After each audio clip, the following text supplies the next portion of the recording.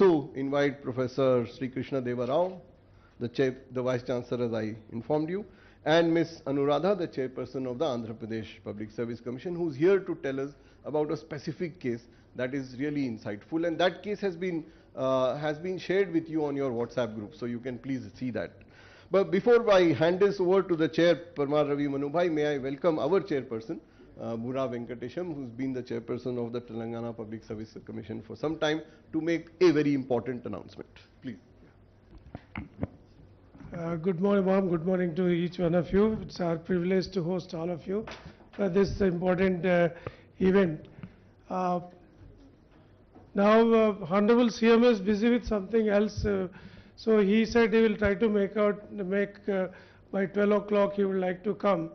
In case further delay, he will depute some very senior minister for the conference by 12. So that's why I requested Honorable Chairperson UPSC to stay back.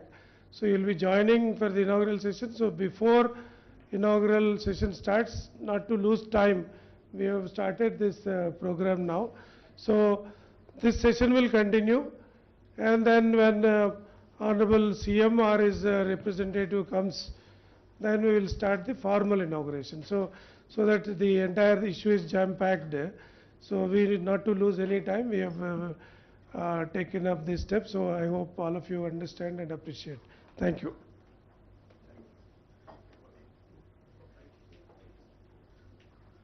Sir, may I request you to take over? Thank you so much. Thank you.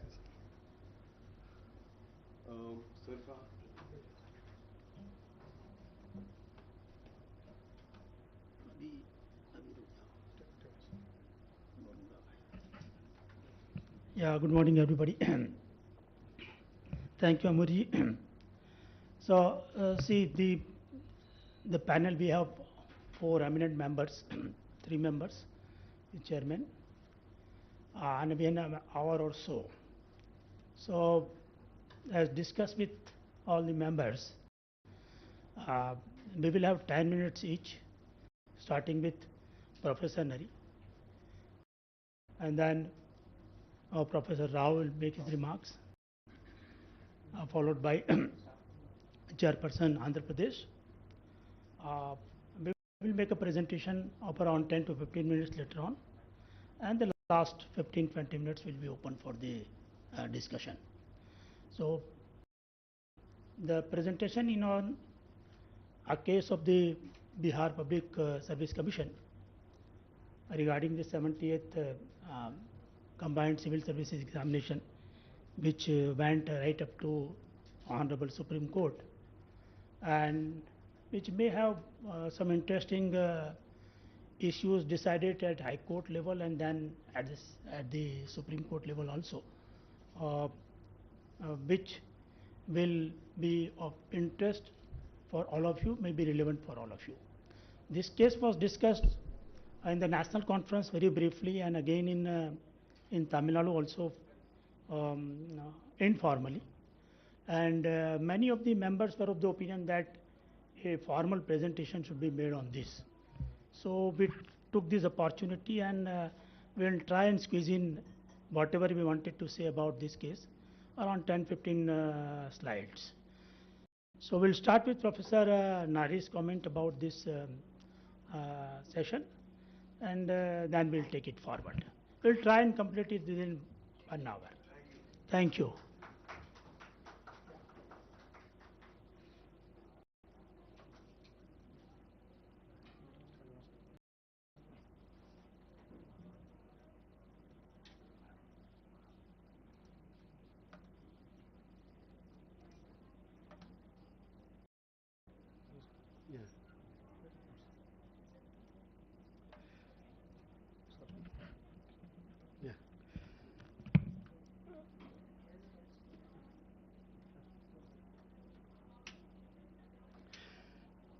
Good morning, one and all. Honorable chairmen from the different PSCs, members, secretaries, and other staff of all other public service commissions. Welcome you all on the behalf of TGPSC. And because of its important of the topic, our chairman has initiated the whole commission, what we are facing day-to-day activities in the litigations. So let us have the discussion among all of us and support each other to bail out the issues. Well, and also I thank all the organizers for giving me opportunity to share some of my experiences. Though, of course, I am not the domain of the legal, but I am slightly I am associated with the activities that is towards the recruitment process. Just I'll share some of the. Let's see. Okay, it is like swimming in sea, and let's see how we can reach to shore. Well, as we know that the nature of litigations in public service commissions very wide. It's very difficult to count, but however, just to with some extent made into 6 broad type of the litigation that we come across. Mostly, like, of course, they are not limited to this. Mostly we will come across the litigation and notifications, and that's the reason we feel its notification is very important, that document. And then examination procedures, which is really it is not visible to any of the stakeholders, but you'll find a lot of litigations in the examination procedures, government GOs and its amendments, rule of reservations, and local and non-local issues, mandatory instructions to the candidates, and whatever we communicate the commissions to this all the public, that also is made into as a litigations, and also the commission's autonomy, that also is a question is now and then. Let's see, briefly, just I'll cite some of the examples. I don't like to give a theory on this. Just will quote some of the case studies, what kind of the litigation we have faced, and what are the landmark judgments on each of the issue. First, just let me take the examination procedures. This is really either neither candidates, not general public, not aware of what exactly takes place in the background of the examination. Broadly, it is a 3-stage process: before conduct of exam, during the examination, and post-examination process of it. Okay, so the before the pre-examination, generally we make all the arrangements and planning for conduct of examination. It's wide open. Okay, even that some of the participants the stakeholders are raising the litigations of it. It's why this test center, how to generate the all tickets. Even though it is a regular routine process, even that it is the litigations have been raised. And broadly we have the examination pattern is 2 kinds: is a multiple choice questions and descriptive type. So when we make the question paper, either is MCQs or the conventional or descriptive type. So mostly it is rely on the experts, and the in charge of who is the examination process, the control of examiner or confidential member or the chairman. So we have to trust with the experts. The experts are really, the quality of the experts is essentially outcome of the quality of the examination. But really, we need to say how best we can track. That's we'll get the best possible one. But now, when it comes to resources, the resources are abundant. It's not limited. And one of the limitations, the resources are not validated anytime. See, it is wide open to all the resource person to provide the information, but it is not validated or standardized. We take is the experts, whatever is accessible to the resource, he will prepare or generate or create the questions, and then provide the answers to the keys to that. So we commissions would depend on that. So there may be maybe the the different source may be available contrary to that, or maybe that resulted, maybe is a wrong answer, that may result is a multiple answers, and sometimes, okay, in the process of preparing the like question paper or like, there may be typographical mistakes of it, okay. So these are all is the some of the gaps where we'll face the litigations of it. But anyway, so all the time, so it is the point where we need to all minute to minute we have to highlight, and in spite of that we'll get, but no other way. To the possible, like, when you are recruiting the commission level, so we expect the result should be, the candidate should be selected is the analytical nature and best possible one. So just for sake of selecting, we cannot give straight away questions or like. So we bound to face the litigations, but we need to like know the trade of how best we can formulate this, okay. The one of the like the case WP recently, okay, there are number of cases was there. Recently on the group 1 of Telangana Public Service Commission preliminary exams, there are a number of objections raised in spite of the very rigorous activity. But of course, the judgment has come in the rule out the based on the justification provided for each and one and of. And well, the one of the classical case, like recruitment of junior panchayat secretary. Incidentally, I was the convener for conduct of examination.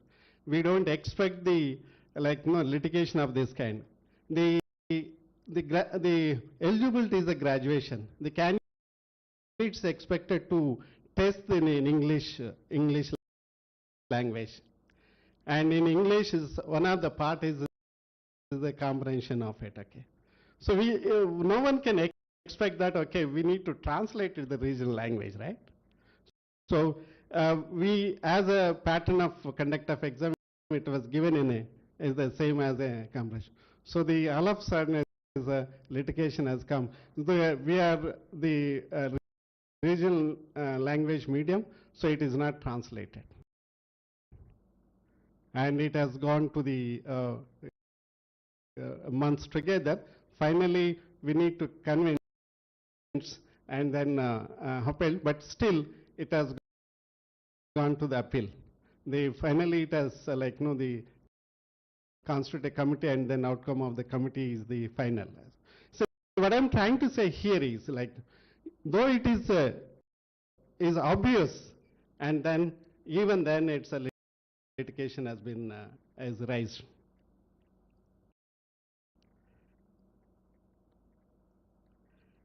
Of course, is a descriptive type of examination. We need to look at the scope of questions, evaluation process.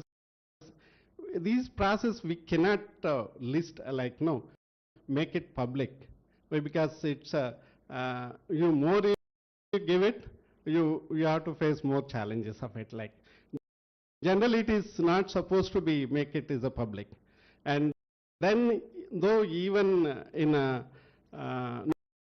notification we keep mention revaluation is not there, will not be entered. Still, we make a litigation. I think there is in the Supreme Court. Okay, there are number of WPs and civil appeals. Pramod Kumar Srivastava and Vikesh Raj Gupta.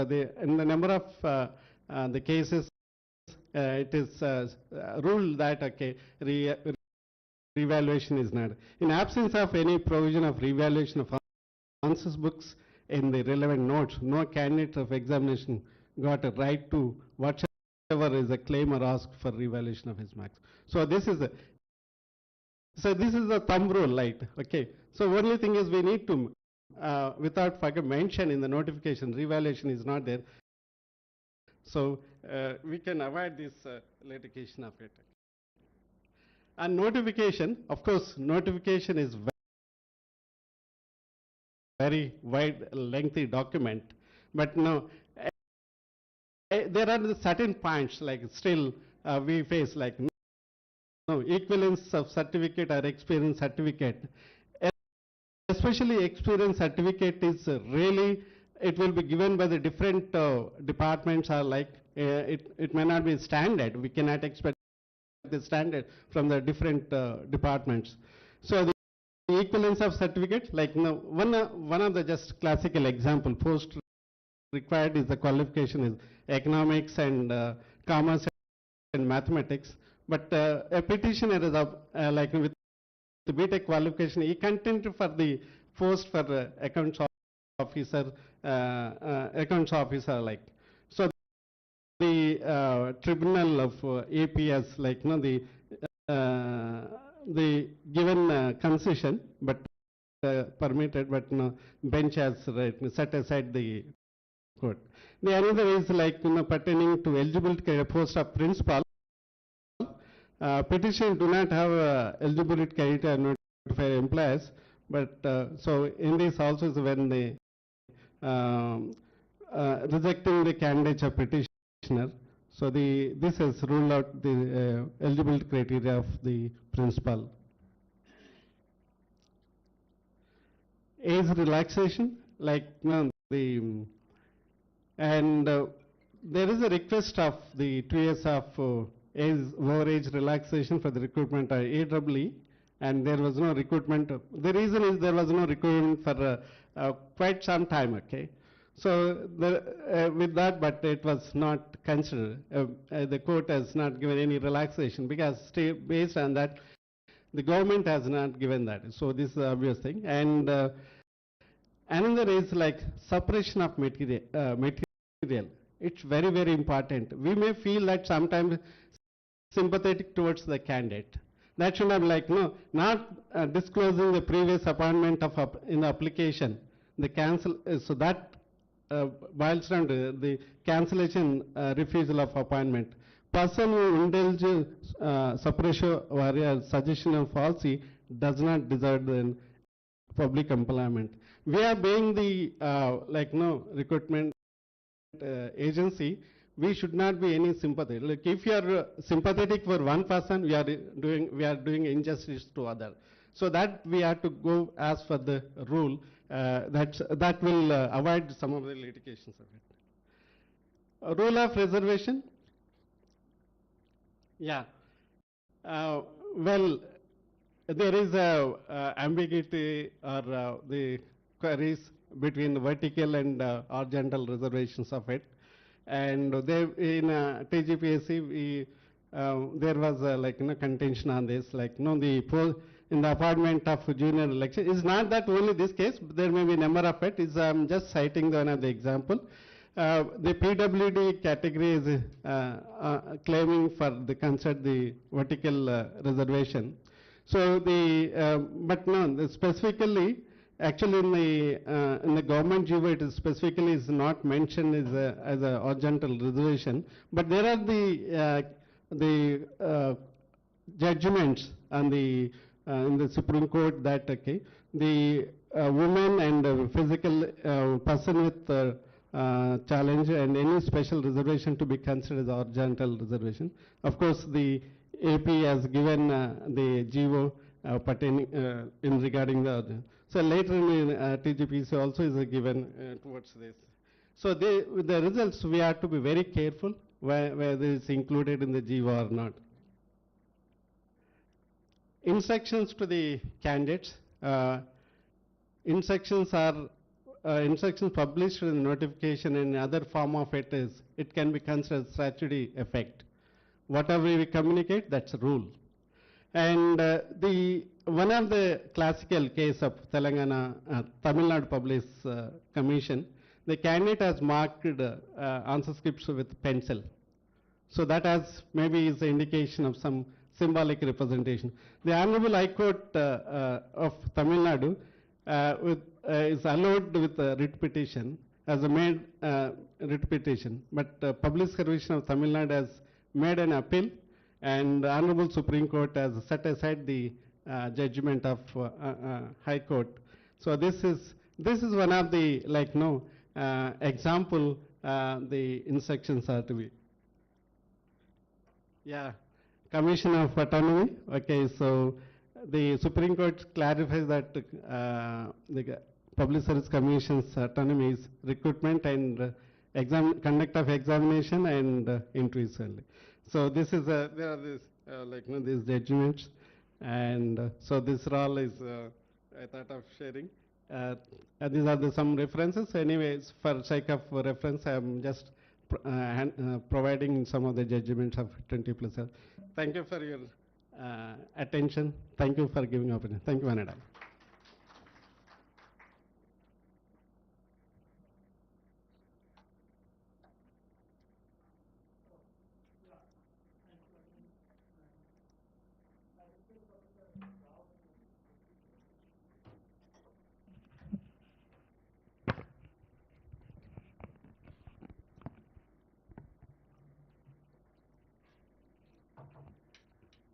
Chair of this session, Sri Parmar Ravi Garu, Madam Anuradha, friend Yadagiri and friends. The nature of litigation and challenges reflects a human crisis. Justice Krishna here, in a very celebrated Nandini Shatpati case, I think most of you may be aware, he starts the judgment with every litigation is a human crisis. It reflects life's vicissitudes.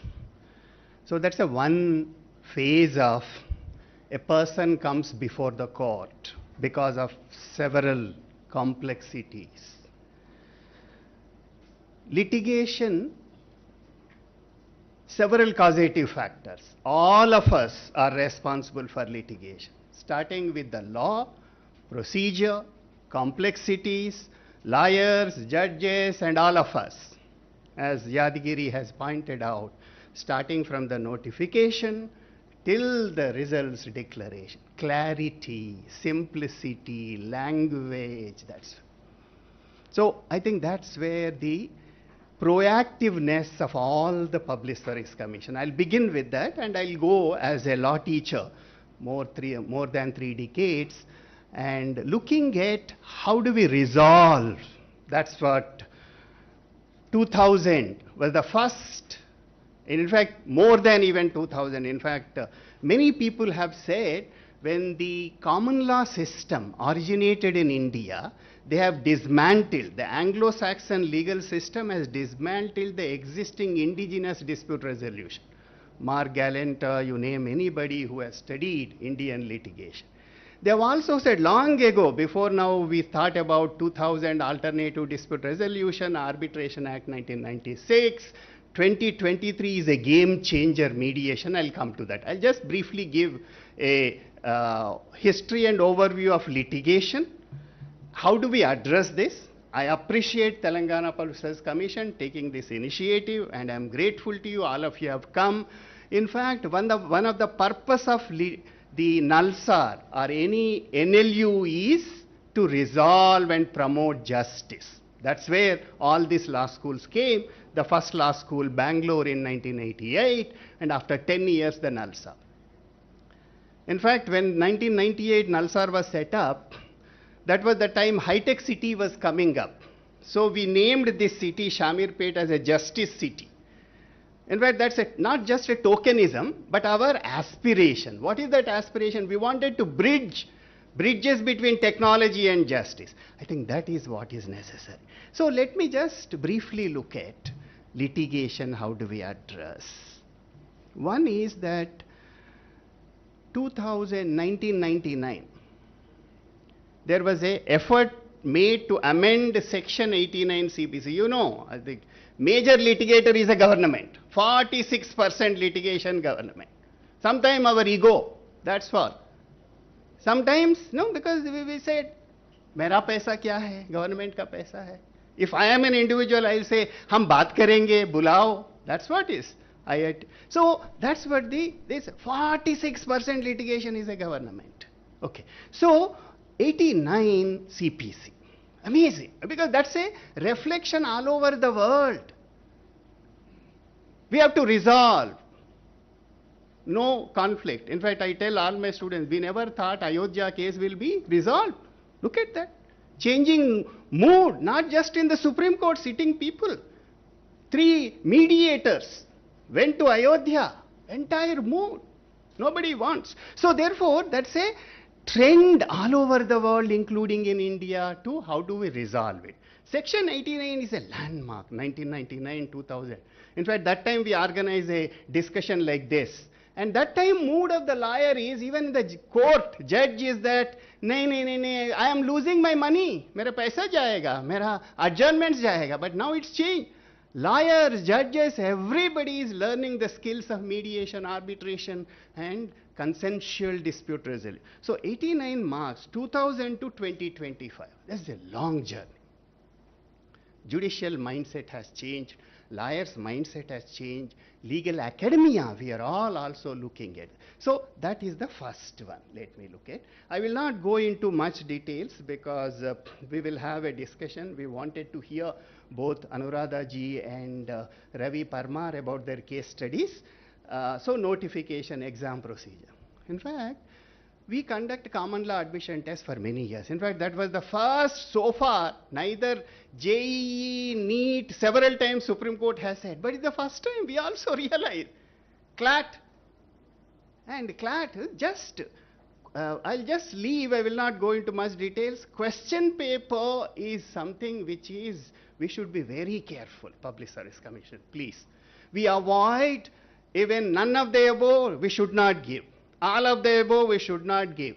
And there's a, I know confidentiality. We have been, last 10 years, we have been doing the common law admission test. We know about that. But clarity, question paper, database, simplicity, simple. There's a lot of, we are giving a choice for the court to point out. So that's a question paper, notification and other. So let me come back to the mediation. And another 2 minutes I'll take. So as I said, there's a lot of efforts. 2000 Mediation Act, 2023 Mediation Act not only is now rules have to come up, okay, and rules will come, which is a landmark moment in India's legal landscape because it consolidated different mediation practices under one comprehensive legal framework. They have almost all brought several laws together, and the first thing is it also has promoting technology, online dispute resolution. I think that's going to be, and with the AI it will really help. But of course, ultimately with the technology, online dispute resolution, artificial intelligence, somebody human mind also has to look at and finalize. Second 2-3 issues is like we did some studies in Delhi as a part of the Law Commission of India looking at what is the best disposal method. Whether it is a time-based disposal, case-based disposal and several others, but still benchmarks have not been. It resulted in a report of the Law Commission that was the 245th Law Commission of report. And that was the time we studied Delhi High Court, Delhi Court, civil cases, criminal cases, and still it's not resolved. So that was a case which came from Imtiaz Ahmad versus State of Bihar, where all criminal cases are pending. Nothing we move because interim order by the Supreme Court, High Courts and complete. So in that context of the Imtiaz Ahmad versus Union of India, they have asked the Law Commission that 245th report, at least interesting. So we need a benchmarks. I'll give an example. Murder trial can be completed within 1 year. Let's say after filing, maybe it's difficult with the new criminal laws. Timelines, at least first time we see in the new criminal laws. Whether we will follow or not follow, that's a different thing. But timelines. Similarly, we need to identify the various issues in the Public Service Commission timelines and other. 2 minutes, Amir has cautioned, so I'll just briefly look at. So benchmarks of what are the routine type of cases. Maybe a national research study would help. That's what always, if we look at abroad, anything which comes for a reform comes through an empirical study which convinces the court. So I think that's maybe the better. There are multiple factors, not just only law, lawyer, judicial mindset and lawyer mindset and all of our mindset. We should not point only finger at the court, but all of us are combinedly responsible. there are also multiple factors. Delays can be caused due to challenges of lack of infrastructure, computers. In fact, in our study in Delhi, we found they said, we don't need judges. What we need are good stenographers. That was what we found out. So there's several factors: lack of infrastructure, lack of support staff, lack of adherence to strict deadlines, continuous of cases, poor quality of counsel, because that's another one.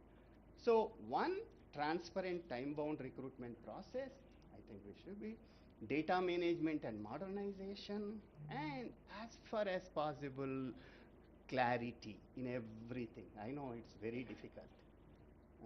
So lastly, I am a strong votary of alternate dispute resolution, online dispute resolution, use of all technology.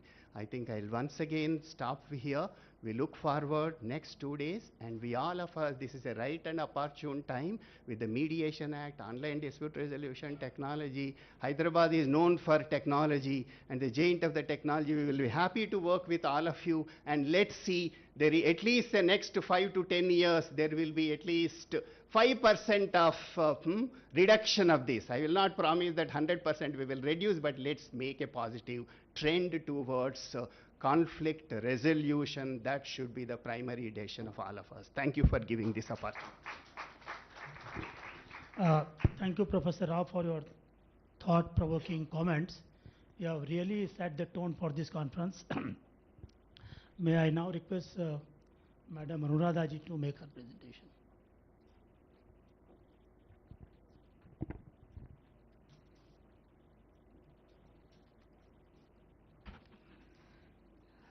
Good morning, friends.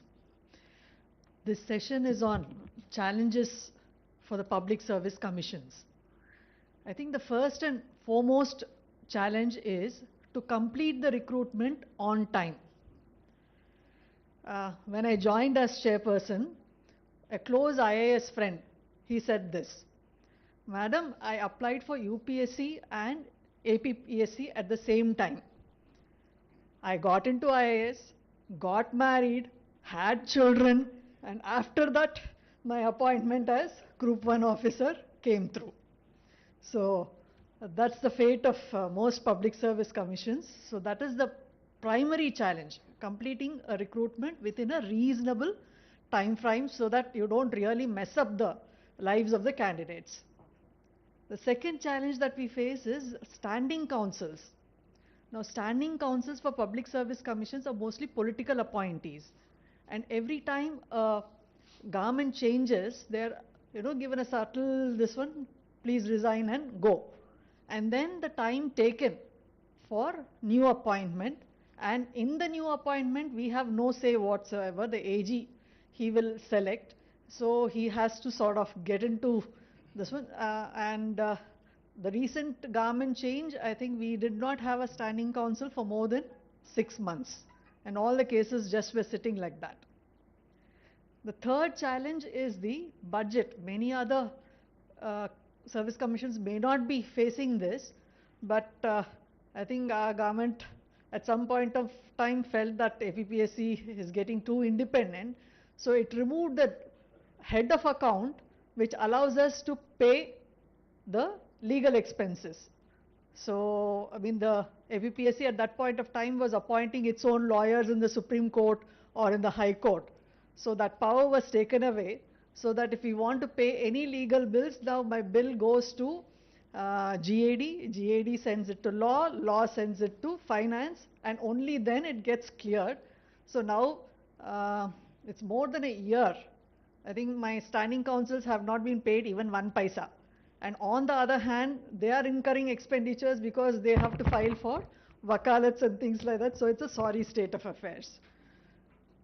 I was asked to, and the third thing is, after each stage, those who have stakes in getting the notification cancelled, they file. The minute the preliminary examination is over, I have failed it, so let me try through some means to get the recruitment notification cancelled or at least stayed. So coaching centers is one stakeholder group, because every time a notification is cancelled, it's 1 more month of coaching and 2 more months of coaching, and I only call them bakras. The poor fellows, they pay through their nose for all these courses. And the second stake group is the contract employees. So they know that if a recruitment notification goes through and regular employees come in, their jobs are at stake. So I've had in AP, before my time, 2 notifications for assistant professors and lecturers in universities and colleges. They have been cancelled on some ground or the other. You can always find some ground or the other.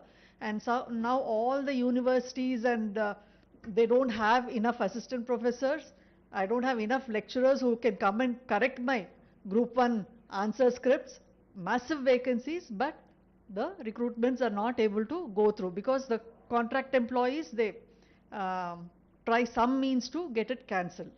And the new technique that we have found now is that crowdfunding is happening. The failed candidates, they are on the social media, so they're collecting money to pay the lawyers, and it's huge money. It's not small amounts of money. Like after my Group 2 exam is done, there's a whole lot of groups saying that please pay something, we'll employ a lawyer, he will take it right up to Supreme Court. So the crowdfunding for paying legal expenses is going on. So we need to recognize these various stakeholders who are interested in getting the notifications cancelled or delayed. Actually, I was asked to speak about the case study. That case study is actually a reason why we went up to Supreme Court. It's a simple issue actually. There's a GO which says for passing, OCs 40%, BCs 35%, SC/ST 30%. Now the way we interpreted it is that a candidate needs to get 40% marks to be eligible for a OC vacancy, that is an open competition vacancy. So if there is nobody who got 40%, we would carry forward that OC vacancy to the next recruitment. Now what happened was, in a particular recruitment, there was nobody who got 40%. So a BC candidate who got 35%, she challenged it saying that 40% is for other communities and not for open competition, so I am eligible for that OC vacancy. Now single judge agreed with us and said no, you must get 40% to be eligible for the OC vacancy. But then the division bench of High Court, it said the 40% is for the category and not for the post, so you give her the job. So we went to Supreme Court, and in Supreme Court also we filed a review saying that it will create a mess because earlier we have carried forward such vacancies. But then they did not agree. So we went back and we had to implement it. And now we are modifying our GO and our recruitment notifications. We are saying very specifically that if you want to access an open competition vacancy, you need to get 40%, because the OC, it can mean either open competition or it can mean other communities. So we did a little bit of modification there. Amirji, I still have time, or? I still have 2 minutes. Since we are in Nalsar, I will talk about another case which we lost. Now there's a post, Assistant Commissioner Endowments. A lot of temple lands get occupied, kabja. So they face a lot of court cases. So for that particular post, they wanted advocate with 3 years experience in the High Court. That was the service rule. Now advocates in High Court earn good money. I think nobody was interested in this particular job, so we didn't get many people. We didn't get any people who had practiced in the High Court for 3 years. And nobody got selected. So one person who had a lesser time period, she went to High Court. And the High Court held that advocate practicing in High Court means advocate practicing in High Court and in any of the courts subordinate to it. And now, I mean, every court in Andhra Pradesh is subordinate to the High Court. That means you practice anywhere, you're eligible. Now, who decides whether the person has practiced or not? It is dependent on the Bar Association ka certificate. Now, whether the Bar Association has really seen that candidate practicing, actually this is something which you also need to work on, because we are recruiting a whole lot of prosecutors, especially term prosecutors, and their service condition is 3 years of practice in, and a lot of fake certificates are floating through. So maybe you need to work out a system on at least on a monthly basis or a 6 months basis. You need to have which are the advocates who are actually practicing and who actually have practice in either the courts or the high courts. So now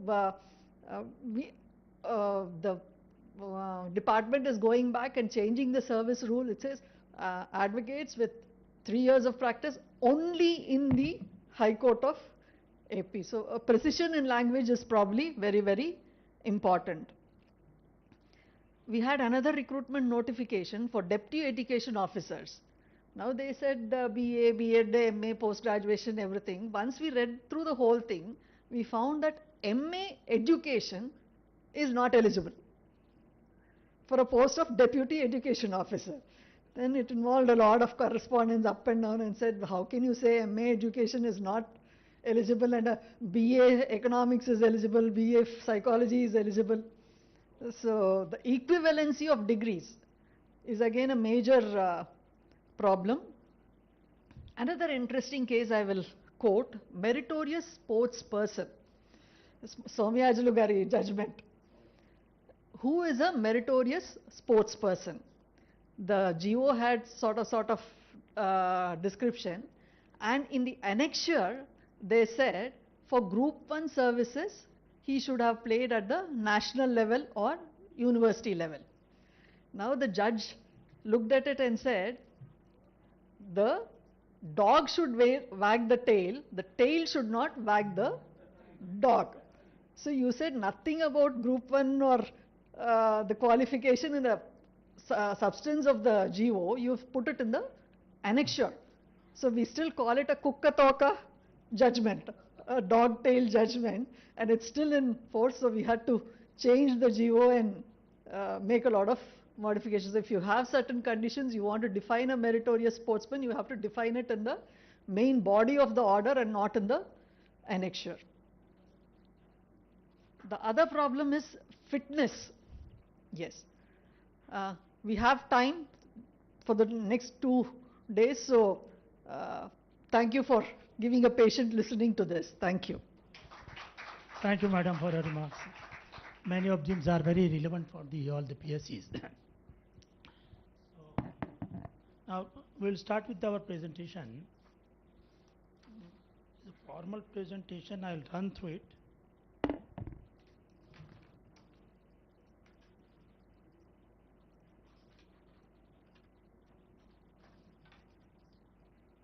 Be around 15-20 minutes, Samirji.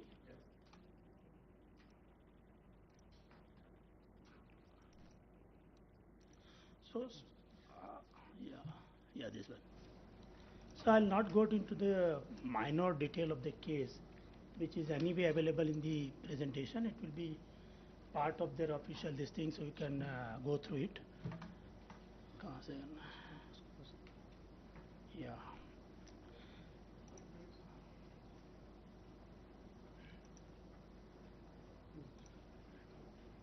The next one.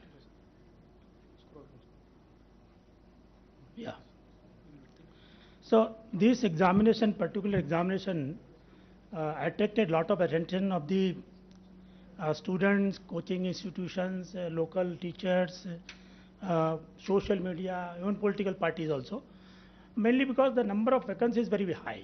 Normally the vacancies used to be in the range of around 500 to 600, but last year it was 2035. So people thought that it's a golden opportunity for them to get through in the class 1 and 2 examination in Bihar. For last 4 or 5 years, our recruitment is really very regular. Every year we have this civil service exam. mostly in the month of July and August and September. Last year it was held in December. This year we are organizing it in September. So about 5 lakh candidates applied for this, and in spite of the huge number of applications, we decided to have single shift, single day examination. Why I am mentioning this? Initially we had thought that if the number of applications are large enough to organize this into 2 shifts, we will go for a 2 shift examination with normalization applied for the result preparation. Now this also has a background. About 3-4 months prior to the advertisement, a huge agitation has taken place in UP on this very issue of normalization. And because of the large agitation, the UP PSC had to abandon the idea of applying the normalization. They said we will have single shift examination for the civil service examination prelim. As soon as we conducted the examination on 13th, and even prior to that also, many rumors had started spreading, mainly about normalization. They thought that because we had mentioned in the advertisement that our examination can be held in multi-shift and on multi-days and different days, students interpreted that commission will go for normalization anyway. This is an excuse for them, and in spite of agitation in UP, the Bihar Public Service Commission has determined that they will go for the normalization. This is what they interpreted. And of course, the coaching institutions, local coaching institutions, some celebrated gurus, teachers, and social media also fueled this rumor. They in fact helped spreading the rumor. They were leading the agitation that they did in front of the commission's office. They provided them financial support, they provided them the logistical support, even leadership also. Couple of teachers who were come from all the way from Delhi, they were arrested on the day of the agitation. So in spite of commission clarifying the factual position, some of the leaders of political parties and the influence and coaching institutes, mafias, gurus made baseless allegation about normalization on media and social media platform for their, of course, political and selfish interests. The important thing that we need to consider is that this is an election year in Bihar. So assembly elections are going to be held in October and November. So all the political parties, especially the one like headed by Mr. Prashant Kishore, they are looking for some fertile ground to, expand their base. And they saw this as an excellent opportunity to influence the youngsters, students, and all the candidates. They thought that they are spread all over, and the number of applicants being almost 5 lakh, they thought they can influence a large number of youth there.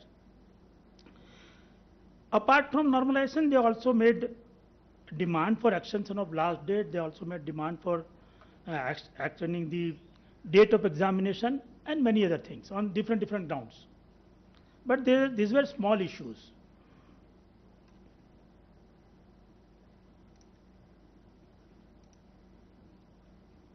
Yes, next one, can you help me?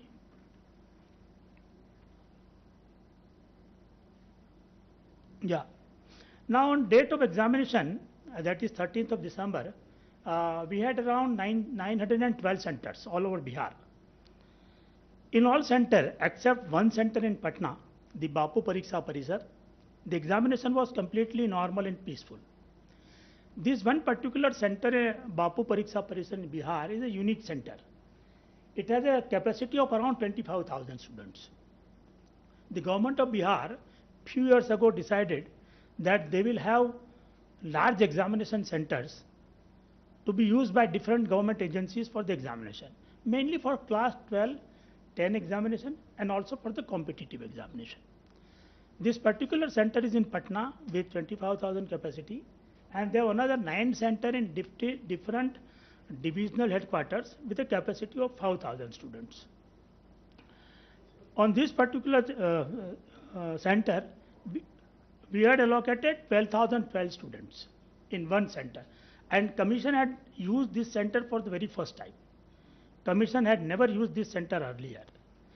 Considering the large number of applicants, we thought we should use it, and that's why we used that center for the very first time. On some pretext on that day, on delay of distribution of question paper, some students started agitating. They created ruckus, they created disturbances, and in one particular hall, the student in the front row, they snatched one envelope from the invigilators. And taking that out, they went to other classes also and spread the rumor that the question paper has been leaked. They also instigated other students to join in the protest. We have video showing that these agitating students went to some other room, entered from the one entrance, and started, snatching answer sheet of the question of the paper. Students were giving peacefully. That was about an hour after the starting of the examination, because all examination center had the CCTV cameras also. So we have this with us. Basically, they stopped large number of students who were peacefully giving exam from appearing in the examination, from writing the examination. They disturbed the examination.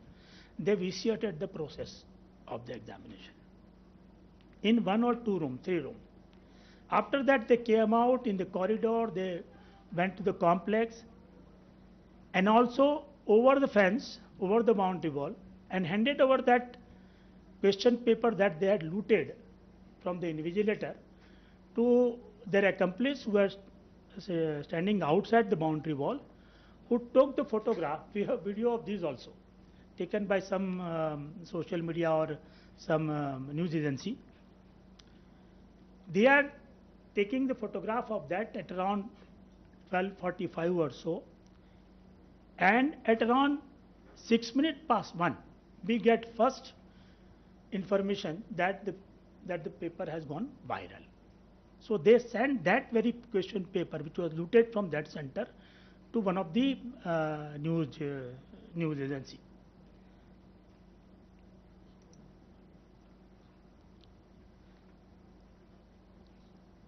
So immediately after this, because many people were interested to postpone this examination, so the mafias, the student leaders, and the teachers, they started protesting, alleging that the question paper was viral on social media.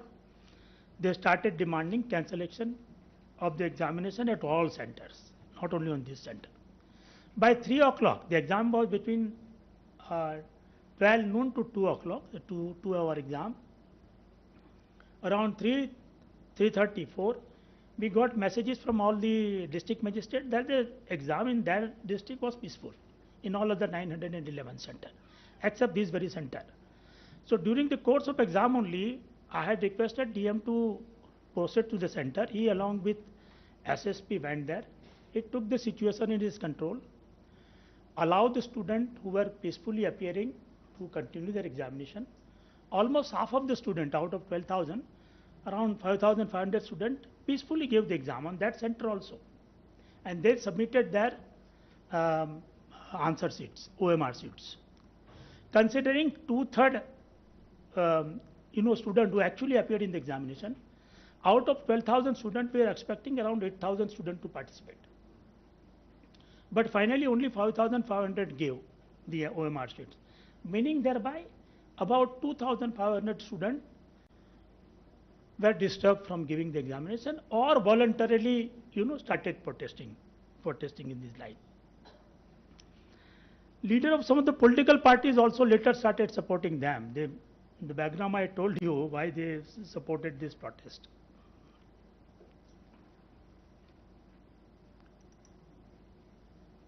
Now, Commission's response. So see, on that day, Commission has only few CCTV footage and report and clips of some social media. Also, we had asked DM to submit a report. He gave an oral report to me, and also later on written report also. We sent a team from the Commission's office to this center and see what had actually happened. So on the basis of all these things, the Commission decided to conduct re-examination only at one center, that is Bapu Pariksha Parisar. Not because it was disturbed, but because we had proof clearly proving that many of the students were stopped from giving the examination, though they wanted to give. For no fault of theirs, they were obstructed from giving the examination. So that was the very reason why I decided that we will have re-examination on this center. Apart from that, we had this proof also, students snatching the question paper and going out and viral, making it viral. From all other center, we gave a peaceful report, as I told earlier. The agitators with full support of local coaching mafias opposed the Commission decision. From the very first day, they wanted the exam to be postponed. They also wanted that we extend the date. On this day, they said, no, we don't want re-exam on this center, we re-exam on all other center. We said, give any proof. There was no complaint also from the student. We said, you give any proof and we'll consider it. We waited for 3 days. The exam was on 13th of December. The full commission took this decision on 16th of December. By that time, no public media, social media, or any of the candidate had submitted any proof about anything untoward incidents in any of the center. They also started making baseless allegations, large number of allegations, they started making of course, without any proof. And in spite of the tremendous pressure on the Commission, we stood our ground and we said we have nothing on record which warrant re-examination in all the centers. So why we should punish roughly 4,70,000 students for the fault of this, a few, maybe a dozen or so students. By the way, later on we identified about 15 students, around 40-45 students. We issued so-called notices to them. Out of 13, we debarred them for 5 years, 3 years, like that. Meanwhile, during all this process, the agitators started spreading rumors. They continued their protest unabated. They started organizing dharna, Patna Jam, Road Roko, Bihar Band, Bhuk Hartal, like that. They kept this issue alive because the local popular coaching institutions were interested. They kept this issue alive. Now legal battle. So we knew that this will be challenged in the court of law. So the Commission's proceeding of 16th of December, we had given a detailed reasoning why we went to this, why we took this decision. That this decision had two important aspects which will be challenged all through. One, the examination was to be conducted, re-examination was conducted on all the centers. Why you did not consider that aspect? Number one. Number two, if you go for limited examination at one center, will you have a new question paper? And if so, whether you go for normalization or not.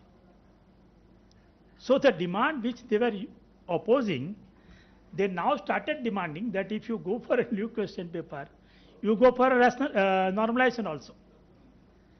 But Commission had 3 different incidences of BPSC examination in past 4-5 years, in which at 1 or 2 centers the re-examination was held, and we took the re-examination with new question paper and without going into normalization process. We said no, because it is a forced re-examination, we cannot have a normalization because the sample size is totally different. One is only 12,000, another is say about 3,70,000. So all these issues they started. In addition to that, they started raising this. But these two are the crux. These two issues were very important. We knew that this will be a challenge in the court of law. The commission gave a detailed reasoning on 16 December itself, in the proceeding itself, that why we took these two important decisions. To stall the examination process, they demanded stay order on the re-examination also. They also started making wild allegation against the commission in the High Court. They started organizing dharna a day before the hearing on in High Court to pressurize High Court also. They will call large number of students in Patna to pressurize the High Court. The agitators with logistic and this I told you.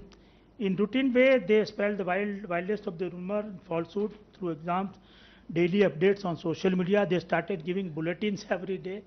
Even some students also who were petitioners, they started giving that. They kept up pressure on the commission.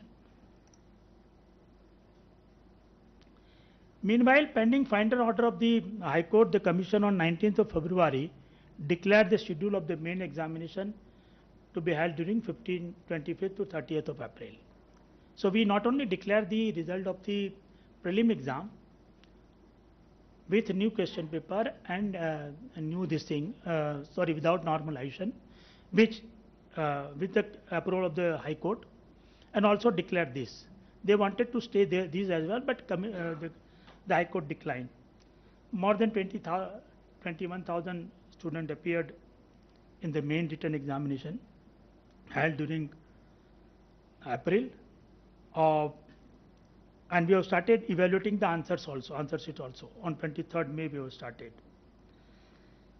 Meanwhile, finally High Court heard all the petition on 18th and 19th of March and passed a detailed order rejecting all the demands of the petitioner and dismissing all the petition, including the PIL. So these are important observations of the judgment. The High Court has made certain observations which will be very important and relevant for you. As Commission had apprehended, these two issues were very important for the High Court also, and they agreed with our reasoning that there was no need for a new question paper,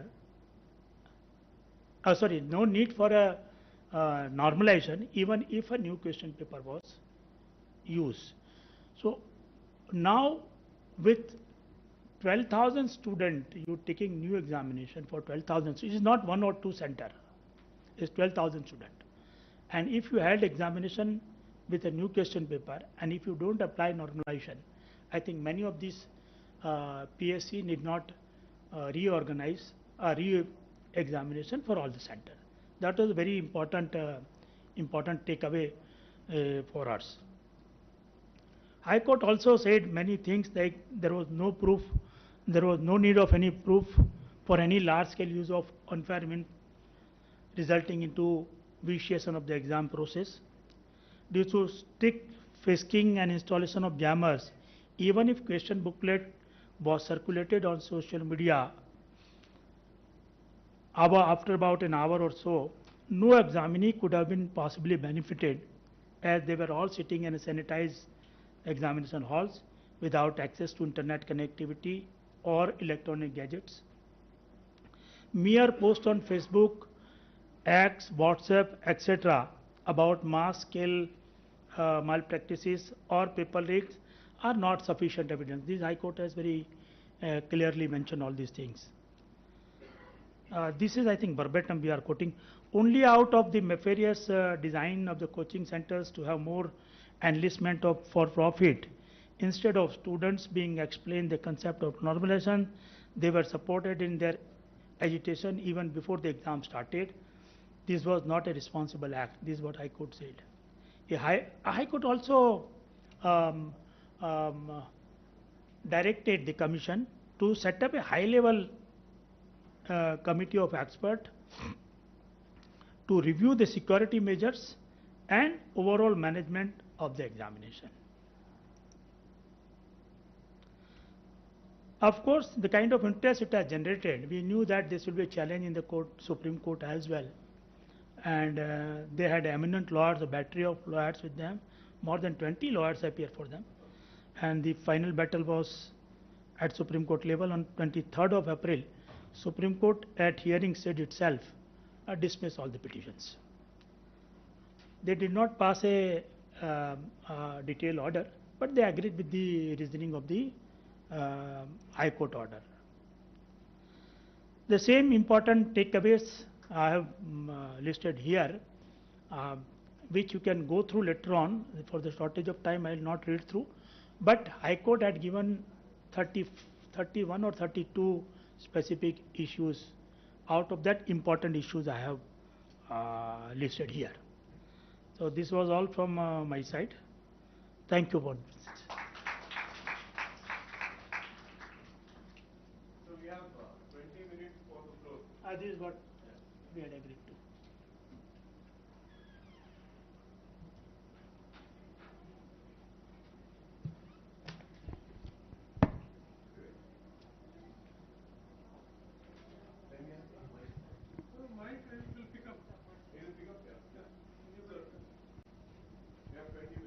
Yeah, sure.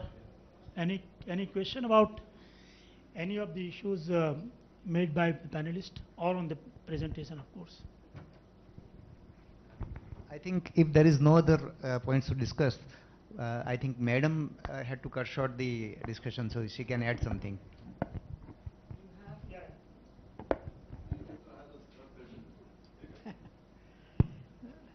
Sure, nobody else? Regarding what Madam said, see, when the governments change, the advocates also change. So, in Tamil Nadu, the system we follow is it's inevitable. See, when the governments change, they are political appointments, so the advocates sometimes get changed. So, but Tamil Nadu system is the existing advocates, even though they may belong to previous political party or something, they are allowed to continue till the new set of office bearers take charge. Because it's not only TNPC cases, there are thousands of other cases for government which are urgent and critical also. So, the old system continues till the new advocates take charge and come into picture. They are expected to, but not all advocates are that committed, and especially if they are not paid and the pay is not coming through and they have to incur costs. So when I remember one ACF recruitment, where the case came up onto the court, there was no representation from APPSC. So that particular batch had to wait nearly 7 months, and then they went to Supreme Court, got orders from there to the High Court saying that please finish the hearings fast, and only then the case got resolved. So the advocates also, they lose interest, and there is no stake in sort of keeping track of when the case is coming up for trial and appearing there at that point of time. So that if the transition is as fast as possible, it is good. In our case, we have our own panel of advocates, commissions on panel of advocates. Yeah, we are lucky. I mean, Bihar also, Yeah. we have our own panel of advocates, about 20. We can add or remove any panelist. Also has a panel of advocates which we appoint, of course in consultation with AG informally or formally, and we can also appoint private advocates at our own convenience depending on need to need basis. Absolutely. We have this freedom. The advocate on record who was informally engaged by the previous government has not been paid for the past 2 years. Supreme Court mein. She keeps asking, ma'am, please get my bills. But they are paid cleared. by government, or the commission pays them? The Like in our case, we pay. commission was supposed to pay them, but since the head of account was removed, we are no longer in a position to Okay. pay them. And then when we send it to government says, no, you should have appointed the government AOR. You have no powers to use her services. So it's still going up and down. Actually, payment to advocates is a very common problem for all departments, because they sometimes even for the smallest advocate they may charge 350 rupees, 250 rupees per case and all, sometimes in different kind of cases. So it becomes difficult to process these bills and other things.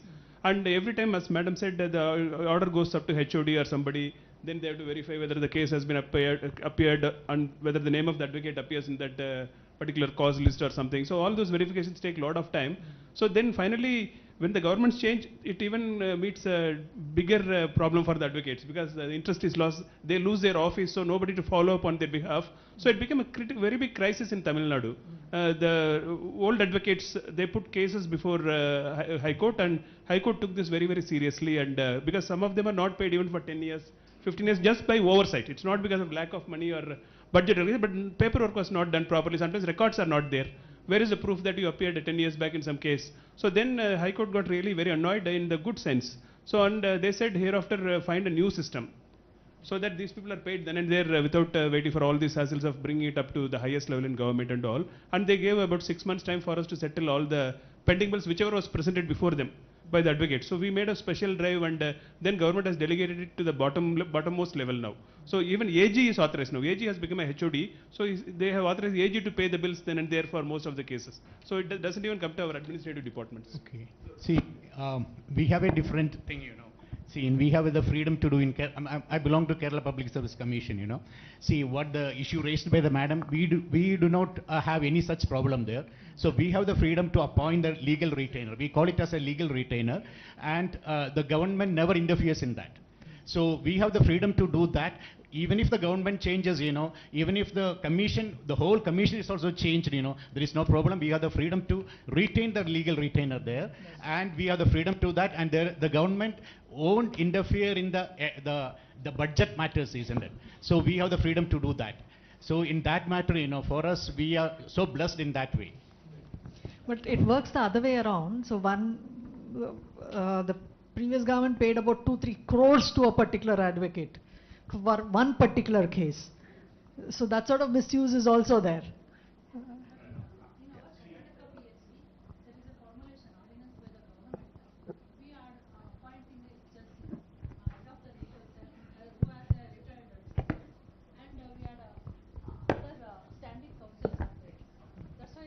Issue regarding changing of AG and all.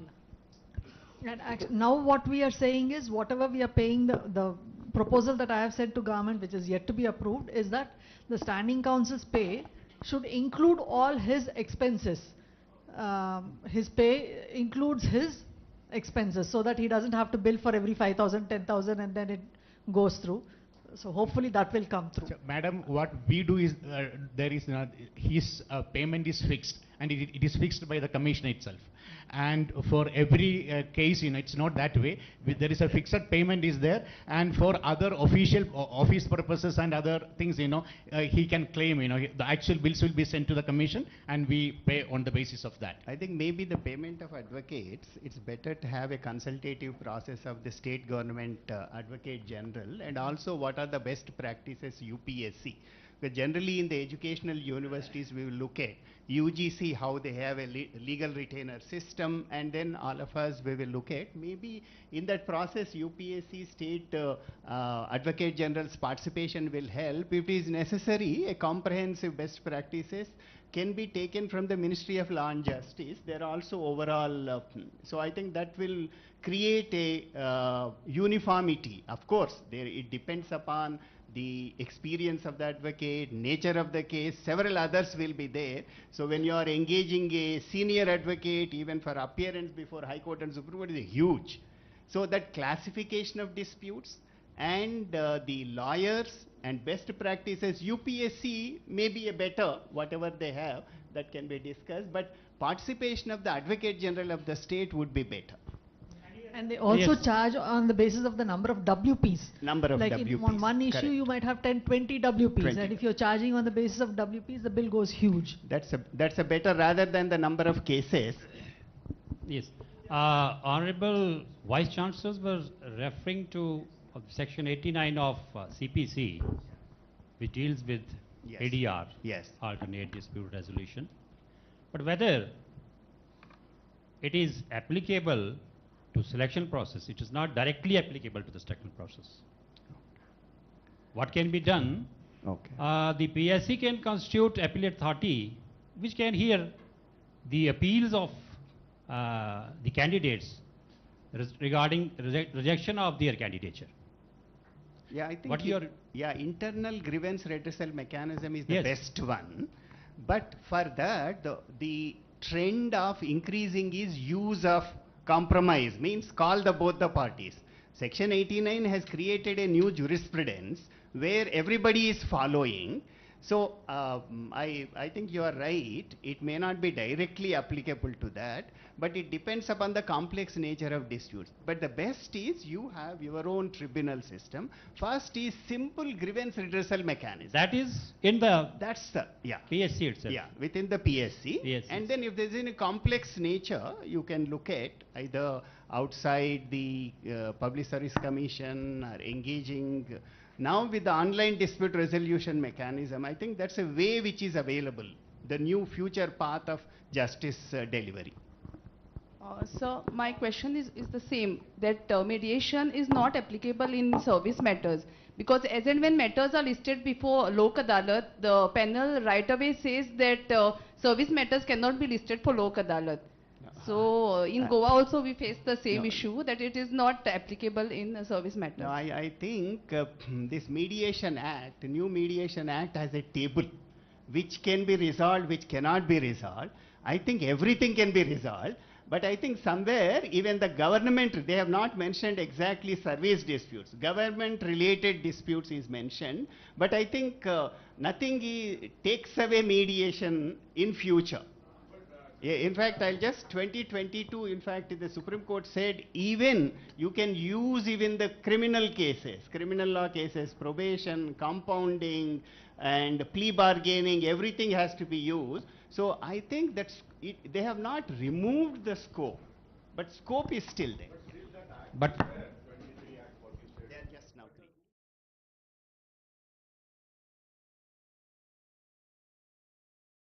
Always PSC has to frame those Absolutely. under the rule.